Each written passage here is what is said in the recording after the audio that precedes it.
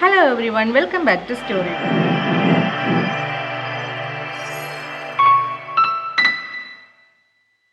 നമ്മുടെ എല്ലാവരുടെ ലൈഫിലും എന്തെങ്കിലുമൊക്കെ ഇൻസിഡൻസ് നടന്നിട്ടുണ്ടായിരിക്കും അല്ലേ. അതാണ് ഫണ്ണി ആയിട്ടുള്ളതോ അല്ലെങ്കിൽ എന്തെങ്കിലും സീരിയസ് ആയിട്ടോ അല്ലെങ്കിൽ മിറാക്കിളായിട്ടോ എന്തെങ്കിലുമൊക്കെ നമ്മുടെ ലൈഫിൽ നടന്നിരിക്കാം. സോ അങ്ങനത്തെ ഒരു ഇൻസിഡൻ്റാണ് ഇന്ന് ഞാൻ ഷെയർ ചെയ്യാൻ പോകുന്നത്. അതുമാത്രമല്ല, ആദ്യമായിട്ടാണ് ഒരാൾ കാണുന്നതെങ്കിൽ ഒന്ന് സബ്സ്ക്രൈബ് ചെയ്യുക. അതുപോലെ നിങ്ങളുടെ ഫ്രണ്ട്സിനും റിലേറ്റീവ്സിനൊക്കെ അയച്ചു കൊടുക്കുക. നിങ്ങൾ സബ്സ്ക്രൈബ് ചെയ്യുന്ന സമയത്ത് ബെല്ലൈക്കൺ കൂടെ പ്രസ് ചെയ്യുക, ആളിൽ പ്രസ് ചെയ്യുക, എങ്കിലേ ഞാൻ ഇടുന്ന എല്ലാ വീഡിയോസും നിങ്ങളുടെ കയ്യിൽ എത്തുള്ളൂ. നമ്മുടെ ചുറ്റും തന്നെ ദൈവവിശ്വാസികളുമുണ്ട്, അവിശ്വാസികളുമുണ്ട് അല്ലേ. അപ്പോൾ ദൈവം എന്ന് പറയുന്നത് എല്ലാവരുടെയും ഒരു ഉള്ളിലുള്ള വിശ്വാസമാണ്, ഒരു പേടിയാണ്. പേടി മീൻസ് നമുക്ക് എന്തെങ്കിലും തെറ്റ് ചെയ്യുമ്പോൾ നമ്മൾ പെട്ടെന്ന് പേടിക്കുന്നത് ഒരു ദൈവം കാണുന്നില്ലേ എന്നൊക്കെ ഉള്ളതാണ് നമ്മുടെ മനസ്സിൽ വരിക അല്ലേ. സോ ദൈവം എന്ന് പറയുന്നത് സങ്കല്പകമാണെങ്കിലും നിറയെ ലൈഫിൽ നല്ലത് നടക്കാൻ അല്ലെങ്കിൽ നമ്മളൊരു തെറ്റായ വഴിയിൽ പോകാതിരിക്കാൻ അതൊരു കാരണമാകുന്നു എന്നുള്ളതാണ്. സോ നിങ്ങൾക്ക് മനസ്സിലായി കാണും, ഇന്നത്തെ വീഡിയോ ദൈവത്തിനെ റിലേറ്റ് ചെയ്തിട്ടുള്ള ഒരു വീഡിയോ ആണ്. സോ വൈകിപ്പിക്കേണ്ട, വീഡിയോയിലോട്ട് പോവാം.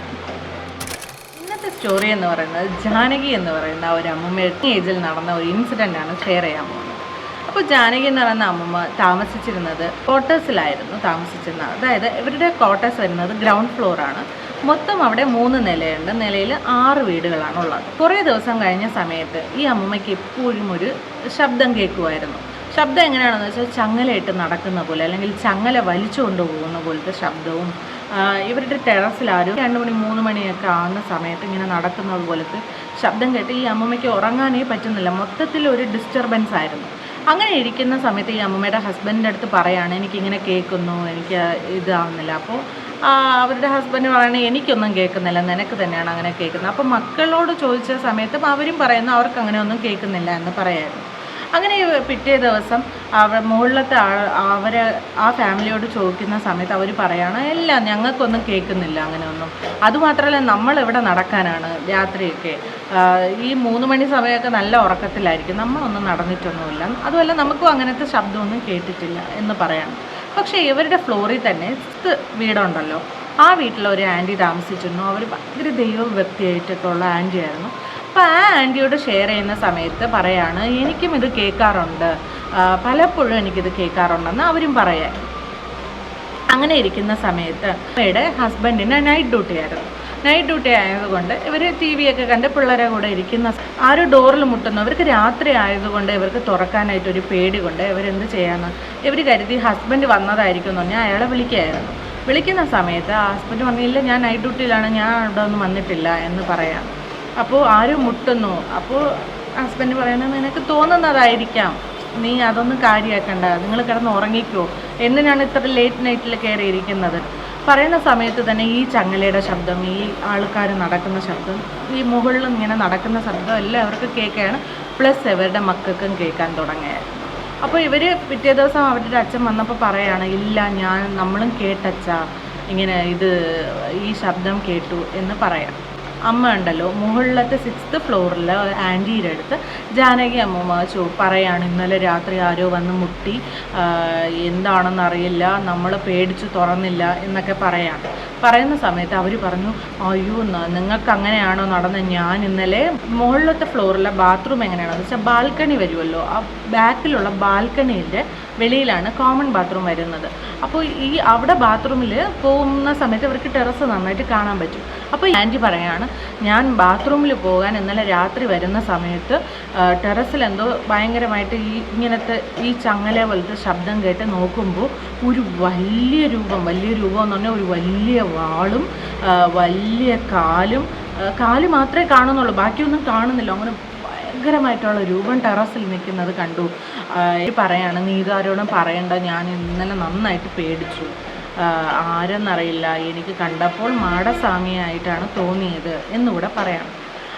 ആ പ്രാവശ്യം തന്നെ ഇവർ ഈ ജാനകി അമ്മയൊക്കെ നാട്ടിൽ വന്ന സമയത്ത് ഇവർ മറ്റേ ജോത്സ്യനൊക്കെ ഉണ്ടല്ലോ, അങ്ങനെ പോയി ചോദിക്കുന്ന സമയത്ത് അവർ പറഞ്ഞു, അപ്പോൾ അവിടെ തന്നെ ഒരു കോവിലുണ്ട്.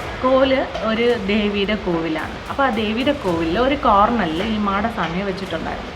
അപ്പോൾ ഇവർ ചോദിക്കുകയാണ്, ഇവരൊന്നും പറയുന്നില്ല കേട്ടോ, ഇങ്ങനെ ഇൻസിഡൻറ്റ് നടന്നൊന്നും പറയുന്നില്ല. അവർ അങ്ങോട്ട് തന്നെ വോളണ്ടിയർ ചെയ്ത് പറയാണ്, നിങ്ങൾ നിങ്ങളുടെ കോവിലിൽ എല്ലാം കൊടുക്കുന്നൊക്കെ ഉണ്ട്, പക്ഷെ നിങ്ങളുടെ മാടസ്വാമിയെ ടേക്ക് കെയർ ചെയ്യുന്നുണ്ടോ, നിങ്ങൾ പോയി തൊഴാറേ ഇല്ലല്ലോ എന്ന് പറയാണ്.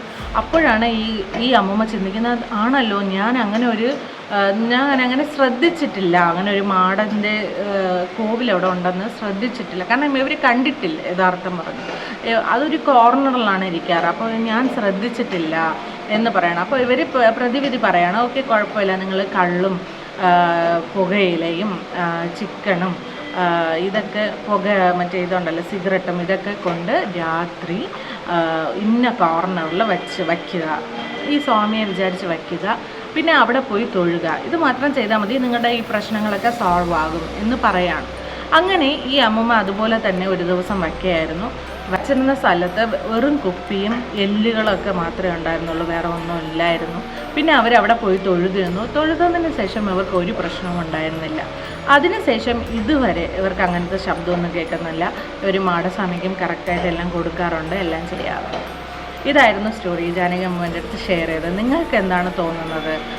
നിങ്ങൾക്ക് ഇതുപോലെ എന്തെങ്കിലും ഇൻസിഡൻസ് നടന്നിട്ടുണ്ടോ?